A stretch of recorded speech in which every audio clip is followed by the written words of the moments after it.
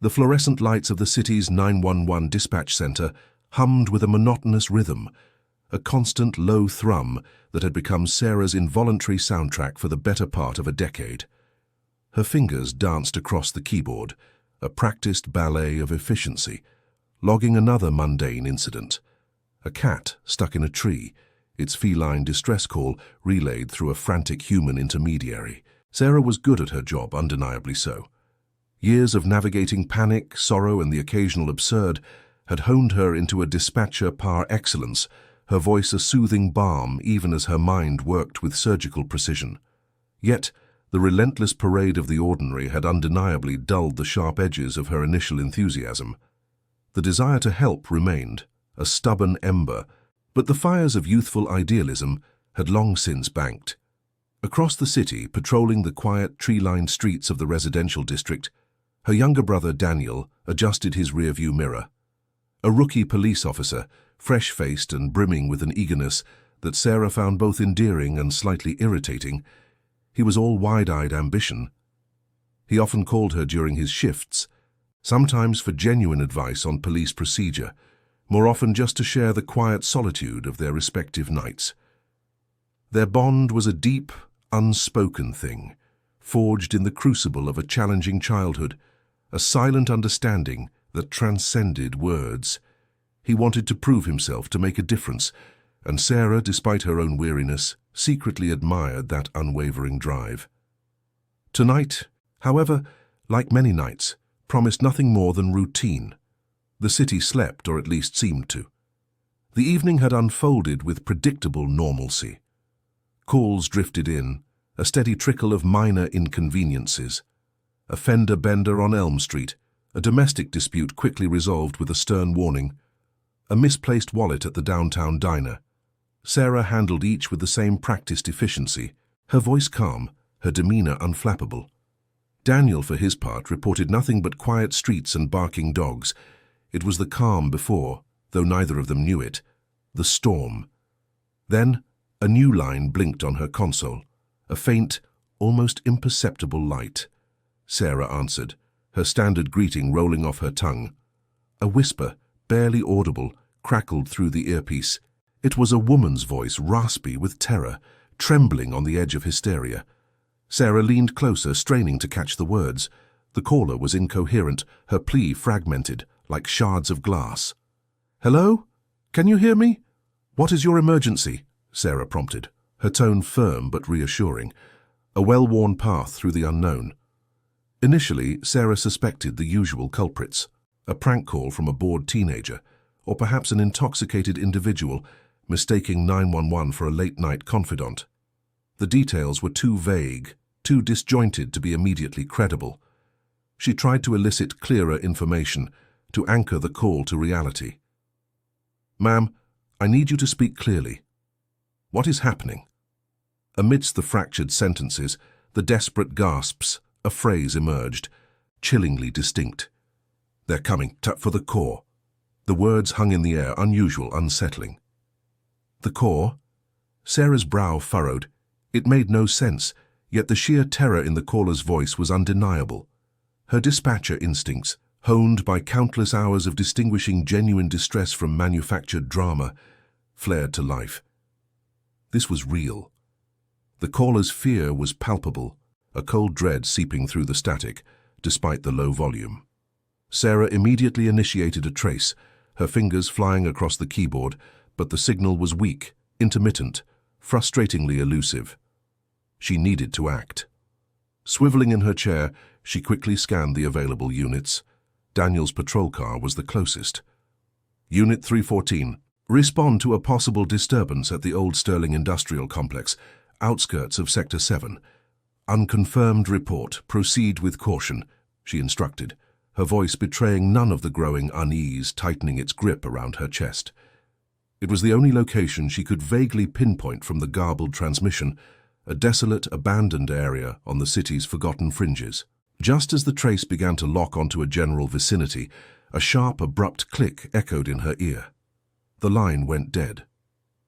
An unsettling silence descended upon Sarah's console, a stark contrast to the low hum of the room. She stared at the disconnected call, a knot forming in her stomach. The call was too strange, too desperate, too real. She tried to re-establish contact, but there was nothing. Just the flat, empty tone of a dropped line. Daniel was heading into the unknown, based on her minimal, fragmented information, and a gnawing sense of dread began to consume her. Daniel's patrol car crunched over the gravel path leading to the Sterling industrial complex, its headlights carving fleeting tunnels through the oppressive darkness. The skeletal remains of defunct machinery loomed like forgotten giants against the inky sky, their rusted forms whispering tales of a bygone era. He reported back to Sarah, his voice a low murmur over the radio, the only sound breaking the heavy silence. "Sarah, I'm at the complex, looks completely deserted. No signs of forced entry, no lights, nothing. Just empty." He paused, his gaze sweeping across the desolate expanse. "Are you sure about this? It feels like a wild goose chase." Sarah, still seated at her console, her jaw tight with a tension she couldn't shake, listened intently.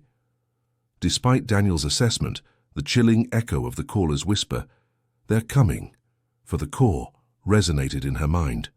Her gut screamed that something was profoundly wrong. "Daniel, just look around a bit more," she urged, her voice carefully modulated to hide the tremor of unease. "That call was unlike anything I've heard. There was genuine fear. Please, just a thorough sweep. Check the perimeter, the old loading docks, anything that looks out of place." She knew she was pushing him on a hunch, but the alternative, dismissing it, felt irresponsible, a betrayal of that terrified whisper. Reluctantly, Daniel complied, his boots echoing hollowly as he began his methodical search. He circled the main building, his flashlight beam dancing over graffiti-scarred walls and broken windows. It was then, tucked away behind a rusted storage container, almost swallowed by overgrown weeds, that he saw it. A section of the concrete foundation, seemingly undisturbed, but with a faint, almost imperceptible seam running through it. He knelt, pushing aside the foliage, and discovered a metal handle, cleverly concealed. With a grunt, he pulled, and a heavy, camouflaged hatch groaned open, revealing a dark, narrow tunnel descending into the earth. "Sarah, you're not going to believe this," he radioed, his voice laced with a newfound curiosity, a hint of excitement. "I found a service tunnel entrance, not on any blueprints I've seen. Looks like it leads straight down, beneath the main structure." A cold dread washed over Sarah. The core. The phrase suddenly clicked into a terrifying context. As Daniel cautiously reported his findings, Sarah's fingers flew across her keyboard, frantically searching for any mention of the core in relation to the Sterling industrial complex. Obscure local message boards, forgotten historical archives, even fringe conspiracy theory websites flashed across her screen. She unearthed fragmented mentions of a clandestine government project from the Cold War era, whispered rumors of a sub-city data center, an energy nexus, a power grid control point, all dismissed as urban myths, the ramblings of eccentrics. But now, with Daniel poised at the mouth of a hidden tunnel, these myths took on a chilling, terrifying reality. "I'm going in, Sarah. It's too quiet down here. Something feels off." Daniel's voice crackled, already sounding more distant, muffled. Sarah's heart pounded. "Wait, Daniel. Be careful. I'm finding some unsettling information about that area. It mentions something called the core, a hidden infrastructure, potentially sensitive." But her words were cut short. Daniel's radio signal began to degrade, his voice fracturing into static bursts. "Copy that, Sarah. Losing signal. Going deeper."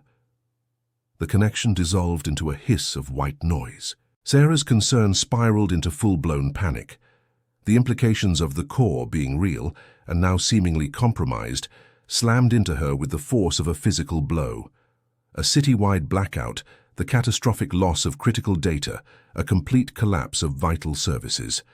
The possibilities were endless, each more terrifying than the last. The routine call, the whisper, Daniel's casual patrol, had morphed into something far more sinister, a threat that reached into the very foundations of their city. Then, over the fading, intermittent static of Daniel's deadline, Sarah heard it. Muffled sounds, distorted by distance and interference. Not just the wind, not just the creaking of old pipes, voices, low and guttural, indistinguishable words, followed by a metallic clang, sharp and resonant. Daniel was not alone. He had walked straight into a trap. She tried to escalate the situation, to convey the urgency to her supervisor, but her words felt hollow, lacking the concrete evidence needed to override protocol. A hidden tunnel? Urban legends about a core? Ms. Jenkins, Officer Miller likely found an old maintenance shaft. Don't overreact to a rookie's curiosity, her supervisor drawled, his tone dismissive, chalking it up to an overzealous dispatcher and an inexperienced officer. Just as the last garbled fragments of Daniel's transmission sputtered out, a sudden, localized power flicker rippled across the city's grid map on Sarah's main screen. A small section, encompassing the industrial complex and a few surrounding blocks, momentarily plunged into darkness before the lights returned with a hesitant surge. It was a ripple, a warning. Sarah stared at the dead line from her brother, the map of a city on the precipice, and the chilling, undeniable realization that the urban legends were not only real but were now actively threatening everything she knew. Sarah's jaw tightened, a surge of adrenaline overriding the cold dread that had begun to settle in her chest. Her supervisor's dismissive tone echoed in her ears, but the flickering lights on the grid map, the metallic clang over Daniel's dying radio, cemented her conviction. This was no prank, no overreaction. This was real. With a decisive breath, she leaned into her microphone, her voice cutting through the hum of the dispatch center, resonating with an authority she rarely employed. Confirmed, officer, down at Sterling Industrial Complex. Immediate response required.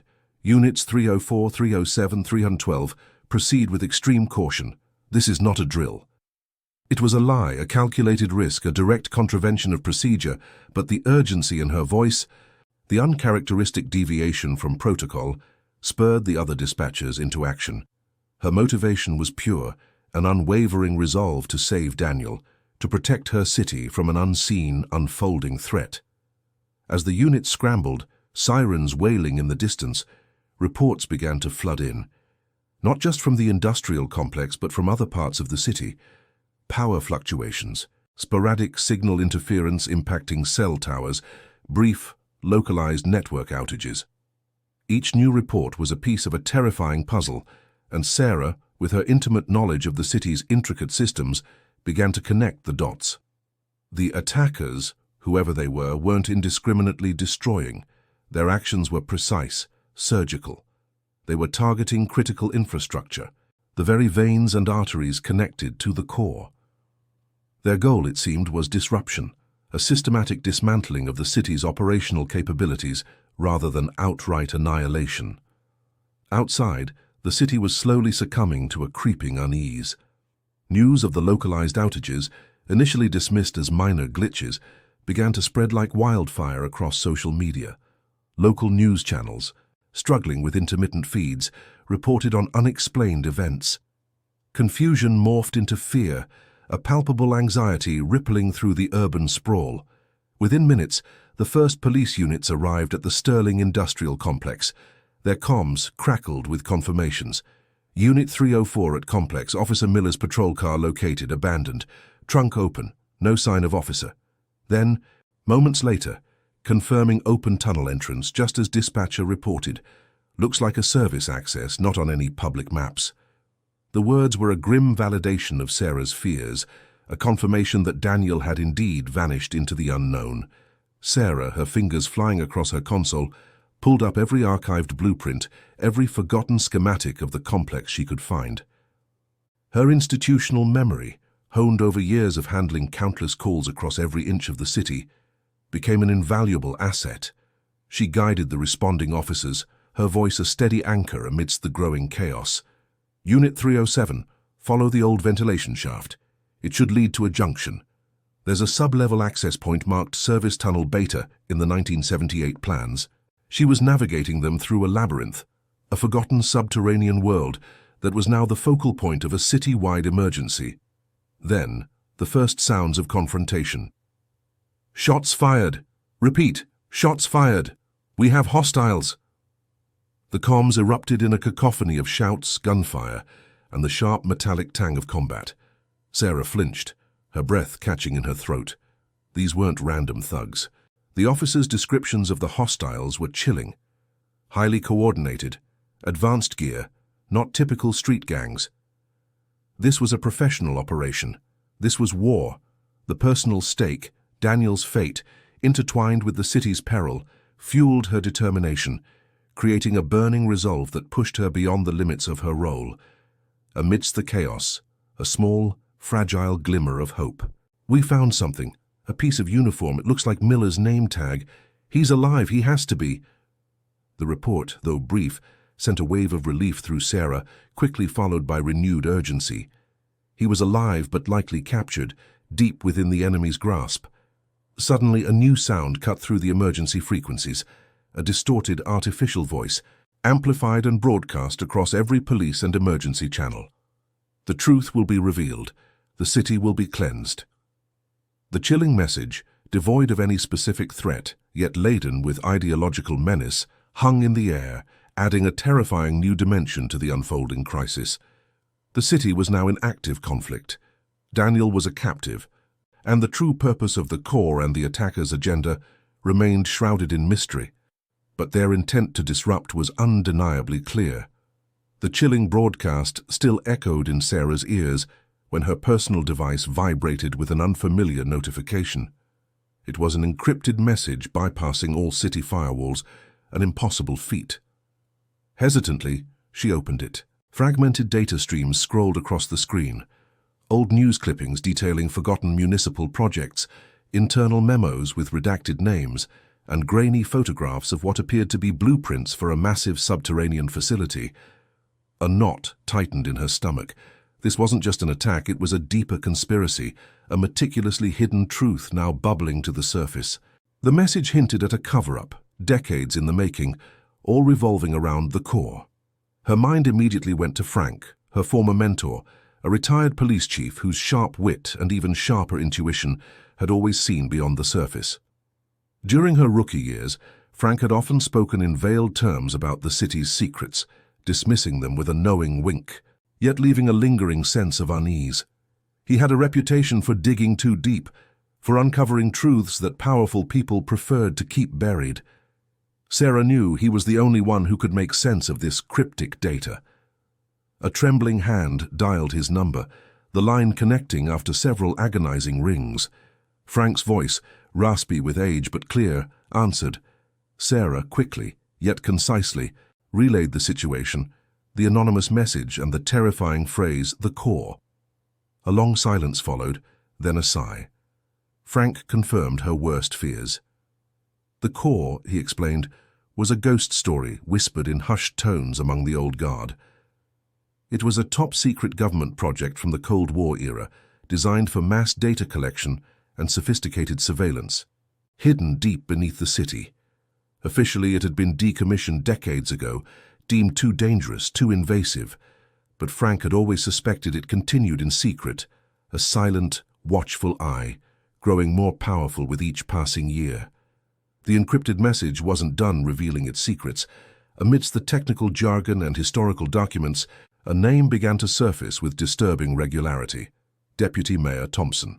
The data pointed to him as the architect of the core's reactivation, leveraging its vast capabilities for personal gain and unprecedented control over the city's infrastructure and its citizens' lives. Thompson, a man of impeccable public image, was the viper in their midst, weaponizing a relic of the past for a future he intended to dominate. Frank then unveiled another layer of the truth, one that shifted Sarah's perception of the attackers entirely. They weren't terrorists, he insisted. They were a rogue group of former intelligence agents and ethical hackers, led by a shadowy figure known only as Echo. Their objective wasn't destruction, but exposure. They sought to dismantle Thompson's web of deceit, to pull back the curtain on the core and the insidious surveillance it represented, even if it meant plunging the city into temporary chaos. Meanwhile, deep within the subterranean labyrinth, Daniel found himself in a stark utilitarian room. He was being interrogated not with brute force, but with relentless questions, designed to extract information about the city's defenses. His interrogators, members of Echo's team, weren't hostile but fiercely determined. They spoke of Thompson's corruption, of the insidious reach of the core, attempting to convince Daniel of the truth, to turn him into an unwitting ally in their cause. Sarah was now caught in an impossible dilemma. The attackers, though causing widespread disruption, were seemingly fighting for justice. Thompson, the esteemed deputy mayor, was the true enemy, a wolf in sheep's clothing. Her oath to uphold the law clashed violently with her moral compass. Thompson, now fully aware of the breach and the potential for his exposure, began to move. He ordered a city-wide lockdown, deploying not just the police, but his own private security forces, shadowy figures with no badges and even fewer scruples. The military response escalated, turning the city into a battleground, all to silence Echo's group and protect his secrets. A new, painful revelation from Frank tied everything together. Echo, the enigmatic leader, was not just a brilliant hacker. They were once Frank's protégé, a gifted young mind he had personally mentored. Echo had become deeply disillusioned by government corruption after a personal tragedy, a family member wrongly targeted by overzealous surveillance. This wasn't just a political struggle, it was deeply personal for Echo, a quest for redemption and accountability. Sarah stared at the flickering screen, the lines of code and fragmented truth swimming before her eyes. She now understood the full, horrifying scope of the conspiracy. Her brother, Daniel, was an innocent pawn, caught in a high-stakes game. The choice was stark: remain loyal to a corrupt system or aid the attackers in exposing a truth that could shatter the city, but ultimately set it free. The weight of that decision pressed down on her, heavy and inescapable. Sarah felt the betrayal like a cold knot tightening in her stomach. Her entire professional life, every late night, every stressful call, every decision, had been predicated on an unwavering belief in the system, in the sanctity of law and order. Now that foundation had crumbled, revealing the rotten core of corruption festering beneath. The thought of Deputy Mayor Thompson, a man she had once respected, orchestrating such a deception, using the very infrastructure meant to protect the city against its own citizens, was a bitter pill to swallow. Yet amidst the disillusionment, a fierce resolve ignited within her. Her loyalty to Daniel, trapped somewhere in that subterranean maze, and her commitment to justice for the city, now far outweighed any lingering allegiance to the fractured system. The choice, once agonizing, was now clear. With a deep breath, Sarah accessed the encrypted message Echo had sent, a digital breadcrumb trail leading into the shadows. She meticulously crafted a coded response, a delicate balance of caution and conviction. Her words were a direct plea, a willingness to collaborate in exposing Thompson, but laced with an unyielding demand for Daniel's immediate and safe return. She understood the immense risk she was taking, stepping beyond the boundaries of her badge, but the stakes were too high to hesitate. The response from Echo, when it finally came, was terse but affirmative. A flicker of trust, born of shared purpose, seemed to bridge the digital divide. Echo acknowledged her as a potential ally, a vital conduit to the world above ground, but the message carried a stark warning of the profound personal jeopardy she now faced. Daniel, they assured her, was safe, being held for his own protection, a pawn in their larger game, and would be released once their mission was successfully completed. It was a conditional reassurance, but enough to fuel Sarah's resolve. Meanwhile, Thompson, his carefully constructed facade cracking under the pressure, unleashed his own countermeasures. His private security forces, a shadowy contingent of ex-military and mercenaries, moved through the city with brutal efficiency, their sole directive to silence anyone who threatened his dominion. Sarah felt their net tightening, narrowly evading capture during a frantic dash across town, a stark reminder that she was no longer just a dispatcher, but an enemy of the state. The city, once a bustling metropolis, descended further into chaos. The localized power flickers of earlier hours had escalated into widespread blackouts, plunging entire districts into darkness. Communication systems sputtered and died, severing lifelines and fueling rampant speculation. Public services, already strained, collapsed under the weight of the disruption. Fear, a potent accelerant, ignited pockets of unrest, with isolated instances of looting and rioting erupting, a grim testament to the city's fraying fabric. Deep within the industrial complex, Daniel, now fully briefed on Echo's objectives, absorbed the shocking truth about Thompson's insidious surveillance network. The depth of the deputy mayor's manipulation, the sheer scale of the data he had collected and weaponized, was staggering. Daniel, realizing he was a vital part of Echo's plan, began to actively engage, trying to convince his captors of his genuine desire to help expose Thompson, leveraging his knowledge of police protocols and city infrastructure. Through the clandestine channels, Sarah and Echo began to meticulously formulate their plan. It was audacious, a high-stakes gamble designed to publicly unmask Thompson and reveal the full horrifying extent of the core. The strategy hinged on a massive, coordinated data dump, synchronized with a citywide media leak, an information tsunami intended to overwhelm Thompson's attempts at damage control. Frank, though physically distant, remained Sarah's anchor.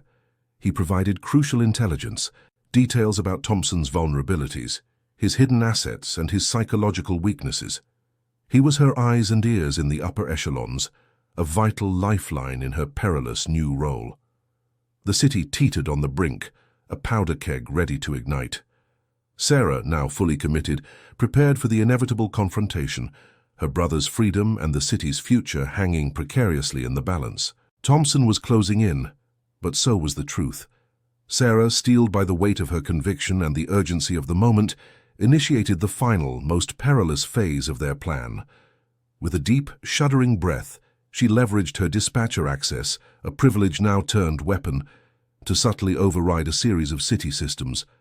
Traffic lights flickered erratically across downtown, surveillance cameras briefly glitched, and non-essential municipal networks experienced sudden, inexplicable outages. It was a carefully orchestrated digital symphony of chaos, a diversion designed to draw Thompson's security forces away from their primary objective and create a fleeting window of opportunity.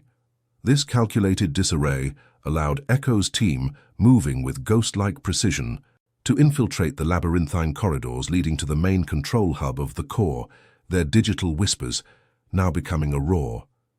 Simultaneously, a small, courageous team of loyal officers, their faces grim but resolute, moved through the industrial complex.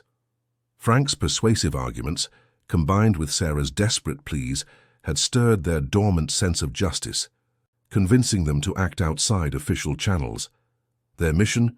To create a secondary diversion near the section of the complex where Daniel was believed to be held. Explosions, carefully calibrated to cause noise and confusion without serious harm, echoed through the tunnels, drawing Thompson's private security like moths to a flame. Deep within the fortified heart of the complex, Thompson, a man now visibly unraveling, was alerted to the breaches. His face, usually a mask of calm authority, was contorted with fury and fear. He stormed towards the main control hub, his private security detail flanking him, their weapons drawn. A tense, silent standoff began to unfold, Thompson's forces arrayed against Echo's determined operatives, the air thick with unspoken threats and the glint of metal. The fate of the city and the truth hung precariously in the balance. Amidst the growing pandemonium, Daniel, his senses heightened by adrenaline and the familiar sounds of police action, seized his chance. Using the diversion created by the loyal officers, he expertly navigated the chaotic tunnels, his police training kicking in. He fought his way through pockets of Thompson's private security, each encounter a brutal, desperate struggle for survival. Then, a voice, crackling over a recovered comms device. "Daniel, it's me. Get to Sector 7. It was Sarah. A wave of profound relief, mixed with an almost unbearable surge of emotion, washed over him. Their brief, fractured communication was a lifeline, a promise of reunion amidst the encroaching darkness. Under a barrage of heavy fire, Echo, their face obscured but their resolve unwavering, executed the final command. The data dump began. A torrent of information, every illicit transaction, every surveillance recording, every damning memo pertaining to Thompson's corruption, and the true sinister nature of the core was unleashed. It flooded every available screen, every media outlet, every personal device connected to the city's networks.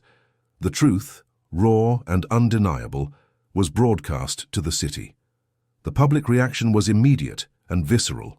The already chaotic city, reeling from outages and unrest, was suddenly bombarded with irrefutable evidence. Disbelief quickly morphed into a furious, guttural outrage. The news anchors, initially reporting on the blackouts, now struggled to comprehend the deluge of incriminating data flooding their screens. Sarah, now reunited with a battered but resolute Daniel, faced Thompson directly. Her image, projected onto a massive screen within the control hub, was stern and unwavering. "Deputy Mayor Thompson," she declared, her voice resonating with newfound authority, "the truth is out. Your crimes have been exposed. Surrender now." Cornered, exposed, and consumed by a terrifying desperation, Thompson lunged for a console, his eyes wild. He intended a final, catastrophic act to overload the core, wiping all data, destroying the evidence, and potentially triggering a city-wide meltdown. But before his fingers could reach the controls, a blur of movement. One of Echo's team members, a young man with fierce eyes, threw himself forward, intercepting Thompson. A struggle ensued, brief and violent, ending with the operative disarming Thompson, but not without a cost. The young man collapsed, a silent testament to his heroic sacrifice, ensuring the data was preserved and the city spared a final devastating blow. Thompson was apprehended, but the city, though safe, still reeled. The truth had burst forth, shattering illusions, but the full consequences of the core and its exposure were yet to be truly understood. Daniel and Sarah, safe but forever changed, stood amidst the wreckage, a new dawn threatening to break over a city irrevocably altered. The city, though spared from a complete meltdown, found itself in a state of profound disarray. Power grid technicians worked feverishly, slowly bringing districts back online, but communication lines remained notoriously unreliable. A testament to the digital chaos unleashed.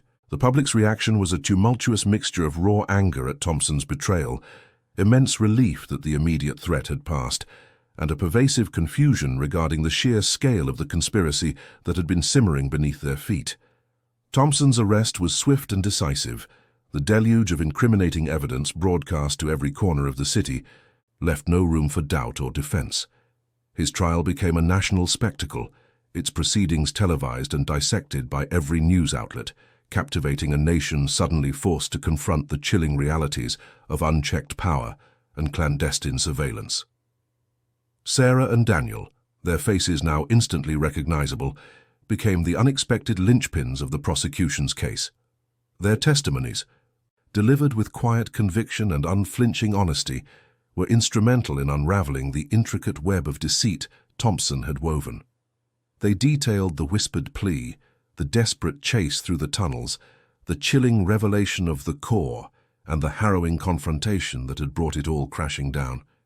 While hailed by many as heroes for their courage and unwavering commitment to truth, they also faced a barrage of scrutiny and criticism from those who clung to the letter of the law, questioning their unconventional methods and their alliance with Echo. The debate raged. Were they saviors or vigilantes? Echo and their elusive team, having achieved their primary objective, vanished as quickly and silently as they had appeared. Their actions sparked a fierce debate across the country. Some lauded them as modern-day whistleblowers, digital freedom fighters exposing governmental tyranny, while others condemned their illegal tactics and the widespread disruption they had caused. Sarah, however, understood their motivations, maintaining a discreet, almost imperceptible connection, a silent acknowledgement of their shared purpose. The city, battered but not broken, embarked on the arduous journey of healing and rebuilding. A new interim leadership, forged in the crucible of crisis, emerged with a solemn pledge for unprecedented transparency and unwavering accountability. The traumatic exposure of the core ignited a nationwide discourse on the delicate balance between national security and individual privacy, between technological advancement and ethical boundaries. Legislators, spurred by public outcry, began drafting new bills, aiming to erect robust safeguards against similar abuses of power. Sarah, no longer content with the routine of a dispatcher, found herself at a crossroads. The city's new administration, recognizing her unique insights and unwavering resolve, offered her a pivotal role in a newly formed oversight committee. This body was specifically tasked with monitoring technological infrastructure and governmental data practices, ensuring that the shadows of the core would never again darken their city. She accepted without hesitation, a renewed sense of purpose burning brightly within her. Her experiences had transformed her from a jaded public servant into a vigilant guardian of civil liberties. Daniel, having stared into the face of true danger and corruption, chose to remain in law enforcement. However, his perspective had irrevocably shifted. He became a passionate advocate for ethical policing, mentoring new recruits, instilling in them the importance of critical thinking, moral courage, and the necessity of questioning authority when justice demanded it. He was a living testament to the fact that true heroism often began with a quiet commitment to principle. One crisp autumn evening, Sarah and Daniel found themselves sitting in a quiet, newly reopened park, the city lights twinkling around them. They shared a moment of profound, wordless reflection. The routine call that had shattered their lives and rocked their city now seemed a distant echo, yet its reverberations continued to shape their present and future. Their bond, forged in the fires of chaos and conspiracy, was stronger than ever, an unspoken understanding passing between them. Justice had been served, yes, but the scars remained, etched into the city's collective memory. The question lingered in the cool night air. Could something like the core ever happen again? The answer, they both knew, lay not in complacency, but in ceaseless vigilance. The city, though scarred by the revelations and the chaos it had endured, began its slow, deliberate process of healing. A profound sense of reconciliation emerged, fostering a renewed trust between its citizens and the institutions designed to serve them. This newfound transparency, born from the depths of crisis, became the bedrock upon which a stronger, more resilient community was built. It was a testament to the fact that even the most corrosive betrayals could, in time, lead to profound and positive change. Sarah, now an indispensable member of the Oversight Committee, thrived in her new role. Her first-hand experience with the core and the ensuing emergency provided her with an unparalleled perspective. She meticulously crafted and implemented robust safeguards, not merely against governmental overreach, but against the insidious potential for technological misuse. Her voice, once confined to the urgent whispers of the 911 console, now resonated with authority and wisdom, establishing her as a respected champion for civil liberties and digital ethics across the nation. She had transformed from a reactive dispatcher to a proactive architect of a more just future. Daniel, forever marked by his ordeal, chose a path of profound advocacy within the police force. He became a beacon for new recruits, his lessons imbued with the raw reality of his experiences. He emphasized not just the letter of the law, but its spirit, stressing the critical importance of ethical conduct, the courage to question authority when it strayed from justice, and the unwavering commitment to serve and protect with integrity. He was a living embodiment of how youthful idealism could mature into a formidable force for good, tempered by experience yet sharpened by an unyielding sense of right. Echo, the enigmatic leader whose actions had ignited the city's awakening, remained a shadowy figure. Yet their quiet influence persisted, a potent undercurrent in the digital landscape. Their audacious exposure of the core had sparked a global movement, inspiring a new generation of digital activists and whistleblowers. These individuals, armed with knowledge and conviction, worked tirelessly to hold powerful institutions accountable, ensuring that the seeds of corruption found no fertile ground to sprout.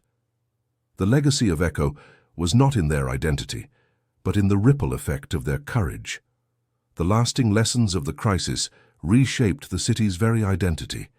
It transformed, not just in its infrastructure, but in its soul, becoming a pioneering model for transparent governance and active citizen participation. The emergency, though a painful crucible, had been a necessary catalyst for profound, systemic change, proving that even the most entrenched systems could be reformed when confronted with undeniable truth. Sarah, once jaded and weary, had shed her protective cynicism. She was now more empathetic, her actions driven by a deep-seated desire to prevent future abuses. Daniel, his youthful idealism now tempered by the harsh realities he had faced, carried a sharpened sense of justice. Their individual growth mirrored the city's collective awakening. In a symbolic act of transformation, the very industrial complex where the core had once pulsed with clandestine power was repurposed. It became a vibrant community center, a verdant public park, or perhaps even a learning institution dedicated to ethical technology, a physical manifestation of redemption and transformation, erasing the oppressive shadows of the past with light and purpose. The narrative concluded with an enduring sense of hope. While challenges would undoubtedly arise again, the city had learned a vital truth. An informed, vigilant, and engaged citizenry possessed the power to prevent history from repeating its darkest chapters. One sun-drenched afternoon, Sarah and Daniel sat together in the newly christened park, the laughter of children echoing around them. A quiet peace settled between them, a profound understanding born from shared trauma and triumph. Their shared ordeal had forged an unbreakable bond, a silent testament to the enduring power of family, the indomitable spirit of courage, and the relentless, unwavering fight for what was truly right. The story ended not with a bang, but with a whisper, the understanding that heroism wasn't always about grand, sweeping gestures, but often about responding to a single, whispered plea, and having the unwavering courage to see it through, no matter the immeasurable cost.